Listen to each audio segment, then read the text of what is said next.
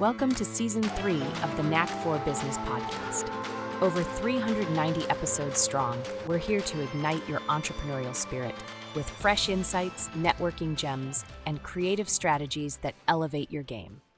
Question for the audience: how can you free up your time, pay your team better, and still grow your profits 5 times without burning out? And that's exactly what Bond will talk about on this episode. Our guest today is Bond Aster from Value Logic Solutions. Bond is a seasoned business advisor with over 35 years' experience guiding everyone from small private firms to global corporations and non-for-profits. Based in the beautiful Pacific Northwest, Bond is not only a champion of personal growth and leadership development, but also a powerhouse of business results. At Optiva, he helped drive revenue from $500,000 to $45 million. At Intermec, he introduced a handheld computer that hit $100 million in annual sales. And at Novometric, he led a 28-person research team shaping cutting-edge respiratory care products. With a PhD in physics from the University of Washington and a project management professional certificate from PMI, Bond blends sharp technical expertise with a passion for empowering leaders, all while giving through volunteer work with Cancer Lifeline and Friends of Youth. Absolutely. Welcome to have you here, sir. It's a pleasure. And perhaps you can tell us, who is your favorite hero? My favorite hero is Bilbo Baggins. I love The Lord of the Rings. I'm really glad they made it into a movie series, and I've watched it a number of times and read the books many times. I remember reading that in high school growing up, and going, that was a bit of a monster book, but it was a good story, and I really appreciated the series. What's your business tagline? Let us help you take your business to the next level, and do that by helping your business to run in a healthy way that's healthy for your employees and the owner, and doing that by de-stressing your business. Stress is the biggest cause of lack of health. So we help reduce stress to maximize health for owners and employees. One thing that we find a lot of our solopreneurs is they feel the time the business owns them, and they're putting in 60, 70, 80 hours a week. They don't know their family. They don't know their kids. You have a solution. Tell us a story. Okay. I'm going to start with who I am, where I am, and what I do. I'm in Seattle, Washington. It's where I grew up, got my PhD, worked for many years. I really care about the world. I prioritize loving relationships. My fiance, my kids, and my grandkids, those are my priorities. And I care about the world. And I want to help the world to be a more peaceful, loving, kind, happy, and fulfilling place.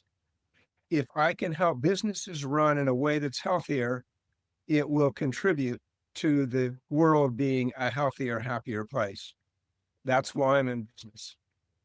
So when you're working with a business and you're helping them develop their leadership process, how do you want them to engage? Do you want them engaged like a drill instructor, or do you want them engaged like a Buddhist monk, or is there a kind of mid-ground that's a harmonized space for them to work with? That has to do with how to do anything most effectively. And having managed hundreds of products over 40 years, developing them from concept into production and taking some to put them to rest at the end of their life. Managing projects, what I found works best is the people on the project is the key. Who are they and how do they work together and how do they collaborate best? And that is 40 years of experience that is summarized in the book I'm reading right now, which is Trust and Inspire by Stephen Covey. And it talks about how the business world is shifting and our culture is shifting, and it doesn't work to run businesses in a command control way anymore. And I have run my departments and my businesses from a trust and inspire standpoint throughout my career. It's been unusual. Now it's becoming a little more common, but it's definitely much more called for. That's how I work with my staff. I have over 50 experts in business that work for me. I bring in to help my clients. That's how I work with them, and that's how I work with my clients. How can I support my client in a way for them to step into what they're really good at and what they do well? And how can I help them along that path? It's not to tell them what to do or to say, you got to do this and this, and then the next thing, and basically push them through the process. I grew up in the command control environment. I've worked in that environment. And as much as I have been in trust and inspire more than most businesses, I still find myself occasionally getting stuck in that or acting out of command control. One of the keys to that is I tell my clients and my staff, if you catch me doing that, please let me know right away. You will not get punished for that. It will not be a problem. I want to know if I'm not being clear and if I'm not supporting and I'm not creating an empowerment environment for my clients and my staff. You make a point to talk about a way to double your employees' pay and make more money. And that seems like it's antithetical. Tell us how that story Seems works. like an oxymoron. It does, but you have a solution. Yes, I do. 30 years ago, I was working as a research and development manager at a barcode company, Intermec. I went into a client and I saw the way they were running their production. They were paying their workers double industry standard, and yet their productivity and profits were 5 times greater than industry standard. And so I said, how do you do this? And so I learned the system they use, and I've been using that system ever since. I had a client 7 or 8 years ago that was working 80-hour weeks. His company was tripling in size every year in revenue and profits. It was him and a few contractors. And when I met him, he said, I'm working too many hours. I'm burning out. I just want to sell my company. And I said, I can help you structure your company for sale. But right now it's not sellable because it's too small. You don't have any employees. You're the whole company. So we've got to work you out of the company in order to sell it. That'll take some time. Could be as much as a couple of years to restructure the whole company, but it'll get better along the way. You won't be working as much as we move along that path. And he said, whatever it takes, let's just get there. He hired me. So I helped him hire a sales manager and train him. I helped him hire an operations manager and train him. And I helped him hire some full-time employees, got them all trained. A year into the process, he said, I've got a chance to go to Thailand for 6 weeks, but I haven't gone on a vacation since I started this company 4 years ago. I'm really nervous about taking off. I said, I think we'll be fine. I'll work with your sales guy, your ops guy, and we'll have things running. We'll reach out to you. He went away for 6 weeks. We never had to reach out to him. While he was gone, I worked with a sales guy to close the biggest deal in company history, huge client. He came back and he said, what's wrong? I never heard from you. Would communications bad? And I said, no, it's no problem. Things are running good. Signed a big client. Guess what? We're ready to sell the business now. And he said, why would I want to sell the business? It's running itself. He didn't need to do anything anymore. Profits had tripled again. Revenues had tripled again. And now the company was running itself using systems like the employee wage bonus system that I learned at this company 40 years ago.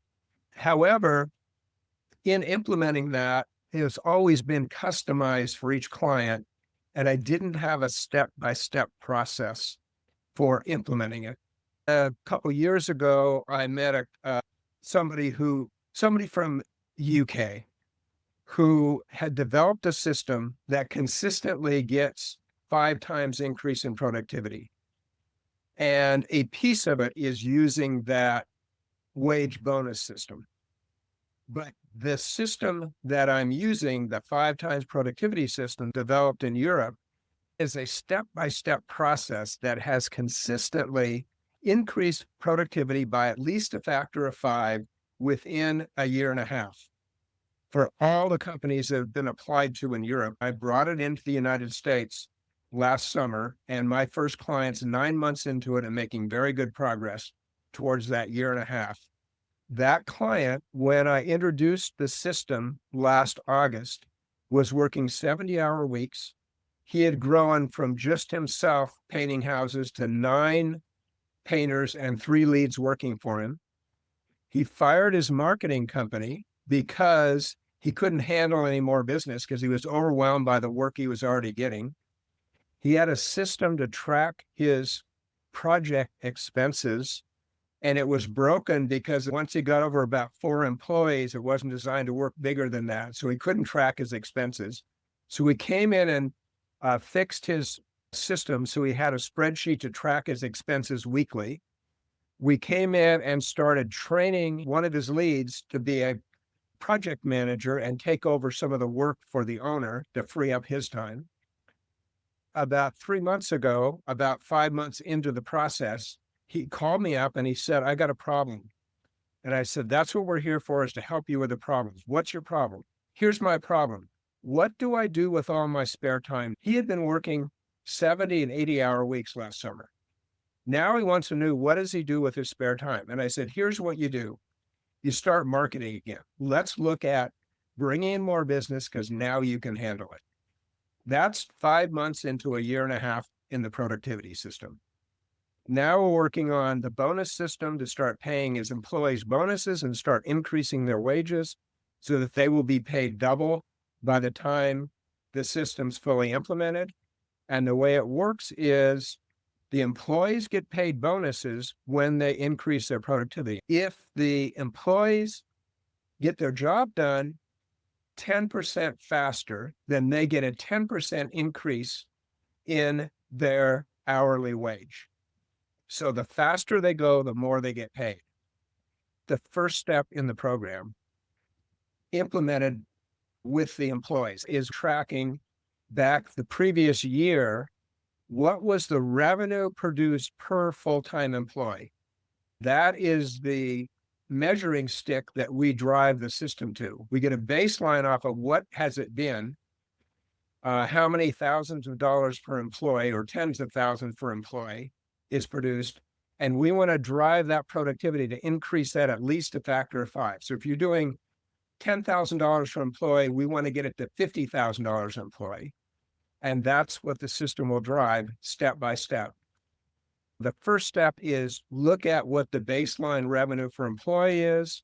The second step is to analyze the quality control system of the company and make sure there are quality standards in place. You have to have a good quality system, because if you start driving productivity without good quality, what you're going to drive is much more productivity, but lower quality. And then it'll bite you in the end because your business will suffer for it.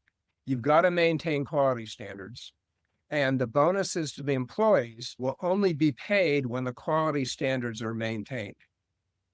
So that's the basis of the system. And there's step-by-step process to go through each step over a year and a half, one employee at a time, to start implementing the system until every employee in the company is being paid a bonus for the productivity they deliver. And they deliver that productivity, which delivers increased profits to the company, and then they get a percent of the increased profits. So the company gets its profits first. It's going to increase the profits. That's where you get the 5 times increase in profits. The more the employees increase the profits of the company, the more they get paid. That's how they get increased pay. And it's driven, all of the companies have used it to pay the employees at least double by the time the system was implemented. And typically it's 5 times increase in net profits. It's always been at least 5 times increase in productivity.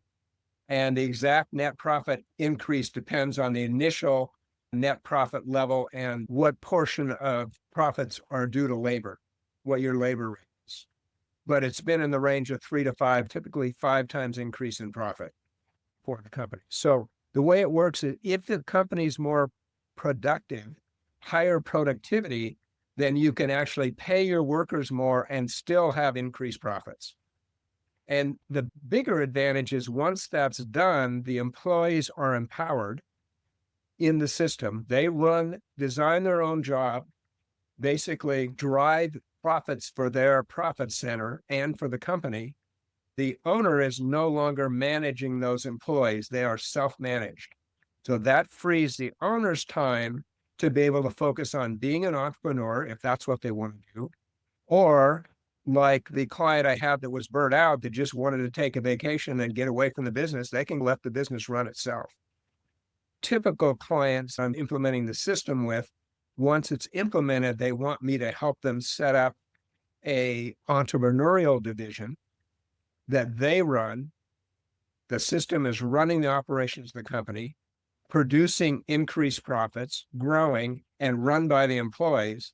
The owner is now running an entrepreneurial division, developing new products, new geographies, new ideas, funded by the main operations of the company. If that division doesn't make any money or loses money, it's not a problem. The main company is continuing to generate revenues. That's the way the system works once it's fully implemented, and that frees up time of the owner to spend time with family and friends, take vacations, or expand the business by trying new ideas and new markets. When you're paying the employees more, I get that piece. Does that Yeah. also cover off? Because at a certain point in time, you can pay people, if you have a car, an 8-cylinder, and you're running always at 100, 200 miles an hour, or you're running flat out all the time. At a certain point in time, the motor's going to give up. It might last depending who makes it. But that said, do you also balance in then time off, benefits? Is that part of the incentivizing? And then does overtime come in and you have surge demand for a product? In other words, there's not enough demand to hire another shift or another person yet, right? But you might have a surge demand. Do you find then that overtime comes into play? Is too much overtime a causal factor for a reduction in production or reduction in quality? Are these factors? Yeah, you better stop there. You asked a lot, but I can answer that. Everything you asked is couched in the command control type of running a business. This is not a command control business. This is designed to be a trust and inspire business. The last part about overtime is each employee is running their own business within the business, so they determine how much time they work. Going back to the beginning of the engine analogy, the problem with a car and an engine is you're driving a car. The car is a tool. You step on the gas, the engine runs. If you overdrive the engine, you're going to burn it out. The driver is commanding and controlling the car. People are not things. People are not cars. They don't work well when they're in that environment, when they have to work overtime, when they're driven, when they're pushed, when they are incentivized, it doesn't work. That's not how this system works. No one is managing any of these employees. There are no managers managing the employees. They're all self-managed. And they go as fast as they want to go. If they want to make more money, they'll go faster. If they want to work half-time, but get paid for full-time, they can still get paid as a full-time job because they're making double the wages. So if they work half a month, they'll get paid a full month's salary and they take the rest off. Doesn't matter. They set it up any way they want it. My client asked me, how do you facilitate collaboration? He said, I just want my employees to collaborate with each other. He's trying to structure systems to encourage and force collaboration. It doesn't work. But if you create a self-empowerment system that rewards collaboration, it will happen because it's in each of the employees' personal, it benefits them personally. It's in their own self-interest to work with other employees. Because if they collaborate with each other, they're each going to be able to work less and get more done, deliver more. And so it's easier for everyone. The whole group can work together in a way that produces more than individuals. And you don't try to, the owner and I, as a person implementing the system, don't try to help the employees. We give them the resources that they need. We support them in the ways that they need support. If they have questions, we certainly answer them and help them. But we don't drive it. They ask for the questions, they ask for the help, and we give it to them as needed. Did that answer the question? Perfect. Yes. And in fact, I wholeheartedly agree with the, let them, the entrepreneurial business piece, because that's, you can take on as much for fire hose as you want or not, Yep. and you Yep. pace it. That's right. We find there are some employees that they're young, they want to make a lot of money, and they're already working in companies where they're rock stars. They're working really hard.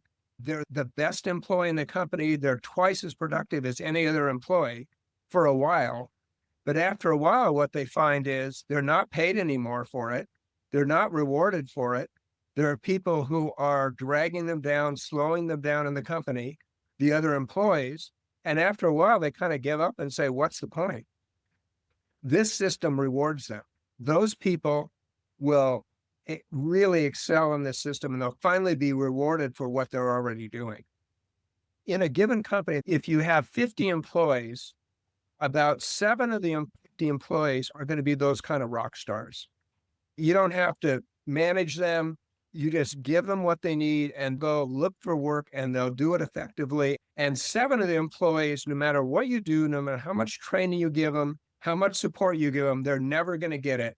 And they're going to drag down everyone else. And the rest of the company, the other 36 employees, are going to be in the middle. They'll do a pretty good job. If you give them support and help, they'll do better, but they're not going to be natural rock stars. So what this system does is it identifies the employees that are dragging the system down, don't fit, or it's not working in this case. It allows the owners to talk with the employees, identify them and say, hey, this just is not working. And it's better for the company and the people because they kind of know it's not working very well. They're better off to go somewhere else. That's a small percentage of the company, like 7 out of 50, 14% for that size company. The majority of people, we work with them to help implement the system that rewards when they do better and provide the resources they need in order to do better, answer their questions, support them, to train them to use the system and become rock stars. How do you plug in whether someone who comes to you can benefit from your system? How long does the process take? And how do they know they can get to the next step? How does this process work? So what's the first part of how do I know if they're a good fit for the system? Yeah. When the system is implemented, the company is going to run itself. The employees are going to be self-managed. So the owner has to be willing to give up that control, has to see the benefit. And that's not always easy to do. And we can help, but if they aren't ready to do that and aren't willing to have the company run itself, then that's not going to work. What's common is they want to, they think they are, but it's not easy to do. So they need help. That's the kind of company that we want to work with, where they say, yeah, I really want to get there. I just need some help getting there. And also, even if they want to get there, even if they read, trust, and inspire and start using the system there to implement it, they don't have this systematic step-by-step process that helps them go through this transition from command and control into trust and inspire. This process is one step at a time, and it really helps the owner. They have to have a commitment to do it, but once they do, we can help them through every step of the process and make it much more likely to succeed and get the best results in the end. The whole system right now, when a company comes to you and say, listen, I want to tweak it. I want to take more time for myself. I'm running myself ragged. Are there other aspects of the business you look at? Do you look at their pricing model? Do you look at who their marketplace is? Are they in a good market fit? Are those other elements that you incorporate into your program? What's needed is dependent on the size of the company. I start working with companies at $100,000 a year in revenue that are solopreneurs. If they're smaller than that, it's hard to hire my staff and bring in my systems. From 100,000 to about $1 million in revenue, the primary focus for companies is sales. They need more sales. That's the most important thing, especially 100,000 to 300,000 or 400,000. But even up to $1 million, still sales, developing sales process, driving lead generation, driving sales is the most important thing. Companies under $1 million should be spending 80% of their time in revenue generating activities. That means activities that lead to a sale, working with a lead, developing key relationships.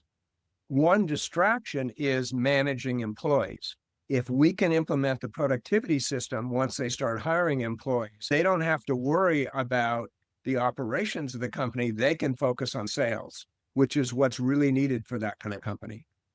And what we do for companies of that size, particularly, but any size company, I have a group sales and marketing team that focuses on sales automation, AI, and lead generation. And we will come in and do a productivity audit with the client and determine where we can streamline the sales and marketing process, and do a quick 5 or 10-minute audit like I just did with a new client I signed May 1st earlier this month. We came in and brought the team in.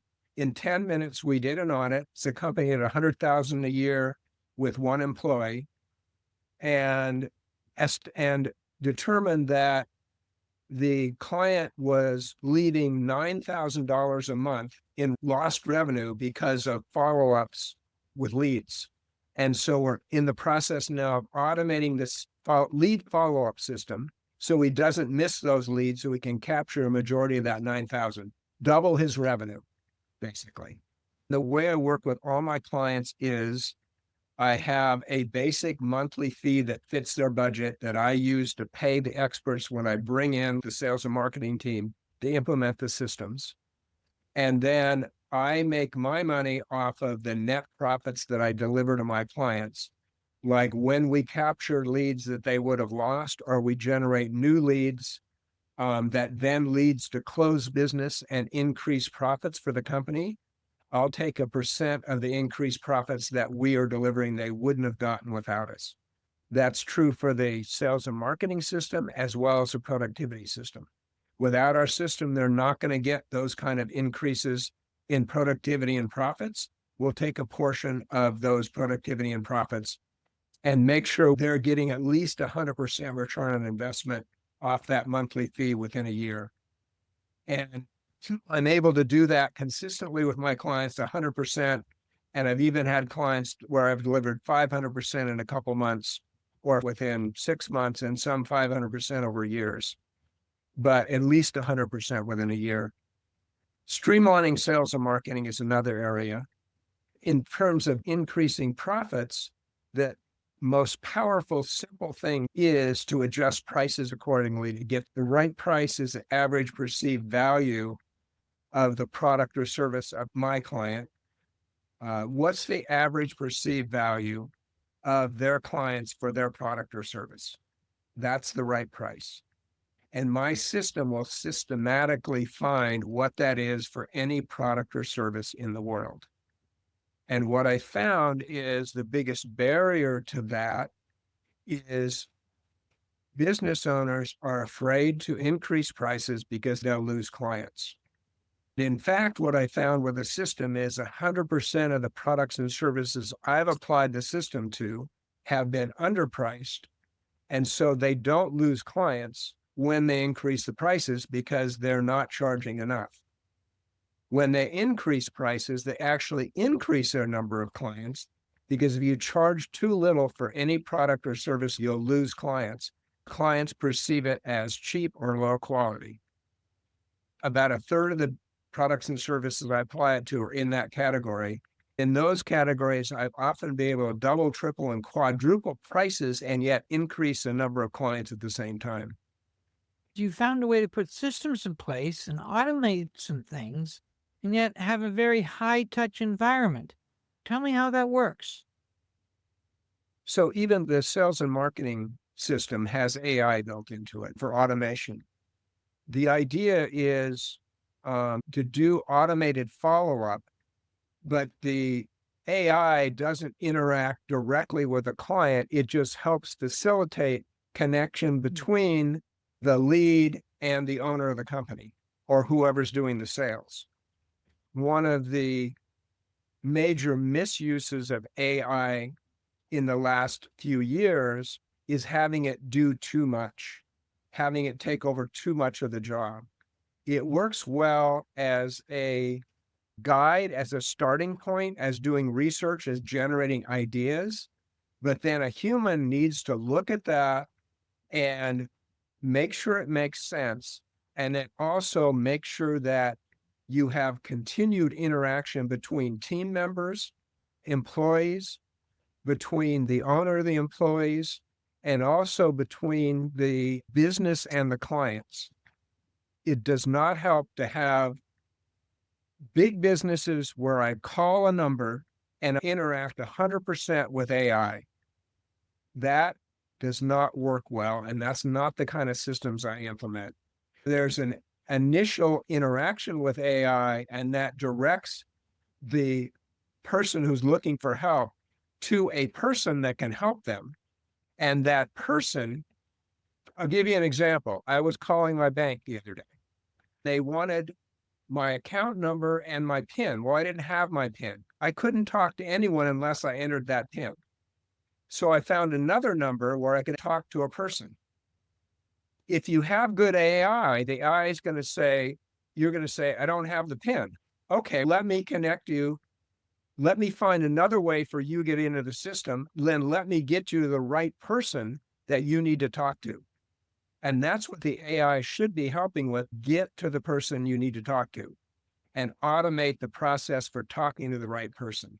That's what our streamlined sales and marketing system does. Good AI and automation. Get people connected and people doing what they do well.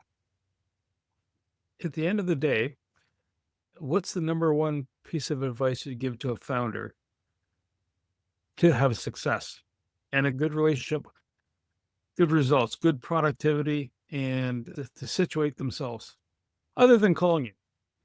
Talk to somebody who they trust and talk it through that person. And certainly I'm available to talk with someone, do a complimentary assessment, no charge, to talk through what's causing them stress, what is not working well in the business, walk them through it, and tell them some specific things about their business that they might be able to do to help things flow a bit better. Talk to somebody who knows, who has the experience, someone like me that's spent 40 years, worked with hundreds of businesses, knows what works in business. Most founders are experts in what they do. If they make hats, they know how to make hats. If they market, they know how to market. If they sell financial services, they really understand those. That doesn't necessarily mean they understand how to run a business. You need someone that has experience in that. So talk with someone that has experience and really knows how to run a business. I've even worked with clients who have started a business, grown a business, been successful, sold it, started another business, but the next time they grow it, they find that what they learned from the first time is not directly applicable to the second time, because every business is different. And so I'm able to help people who have worked with multiple businesses, multiple kinds of businesses can be really helpful. So talk to someone like that, get advice. Don't try to do it all on your own. That would be the main advice that I would give. Is there a geography or a demographic that you'd like to work with mostly? And if so, how do we get a hold of you? I work all over the United States. I also work in foreign countries as needed, but preferably in the United States. I'm on the West Coast, so I can work with companies anywhere, but a little closer time zone on the West Coast. My website, email address, and phone are attached to this podcast. There's also a Calendly link for a half an hour complimentary assessment. You want to schedule a time, ask questions, anything I can help with, I'm happy to do that at no cost. Just schedule a time with me and I will give you tips to help run your business better. I did a 15-minute consultation with somebody probably 7 or 8 years ago. And 3 years later, I was in BNI and that person was in my BNI chapter. 3 years later, I joined a chapter and here's this person that I had talked to 3 years before. She stood in front of the chapter and said, I talked to Bond 3 years ago. He spent 15 minutes with me. That has driven my business for the last 3 years.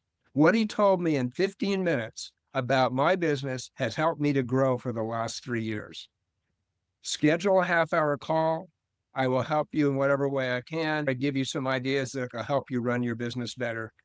Every business is different, and it depends on what your particular stresses and issues are as to how I can help you. I want to say thank you to Bond Aster, Wayne Pratt, and you, the Knack for Business listeners. This is a really interesting conversation on how to make the best out of your workplace and success. Bond works with transforming your business, not just your balance sheet, but lives of the people around you, helping the founders reclaim their family time, reward the teams better, and build companies that thrive. You don't have to be the micromanager always sitting there monitoring the dashboard. You can chill and relax, trust the people. To reach the podcast hosts, email them at info@creativeinsight.com or by the website creativeinsight.com, spelled KREATIVINSIGHT.com. To reach Wayne at his email, wayne@motive8u.ca, that is MOTIVE, the numeral 8 and the letter u.ca, or his website, motive8u.ca. If you would like to be a guest on this podcast and share your knowledge, let us know. We would also appreciate your feedback on the content or format. Check the show notes for more details. For these podcasts, we like to acknowledge the support and thanks to the following people: Carl Richards from Podcast Solutions Made Simple, a renowned podcast expert; Fred Crouch, who is the Property Wizard podcaster, where Bernie is a co-host; Jovan Strika from At Hive, a co-working space that is more than just a space; then Melanie Weber, Bernie's invaluable business partner; and Wayne Pratt from Motive8U Inc., who serves as both a coach and co-host of these podcasts. Disclaimer. Please note that the Knack for Business podcast episodes are meant solely for educational and general informational purposes. The information and opinions contained within are not intended to be professional advice on any subject matter.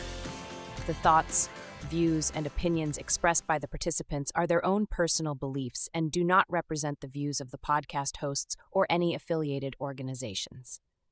It is important to note that this podcast is not a replacement for consulting with certified experts in your area who possess knowledge of your unique situation. The hosts of the podcast, along with any participants or affiliated groups, do not take responsibility for any actions taken or not taken based on the information presented in this episode.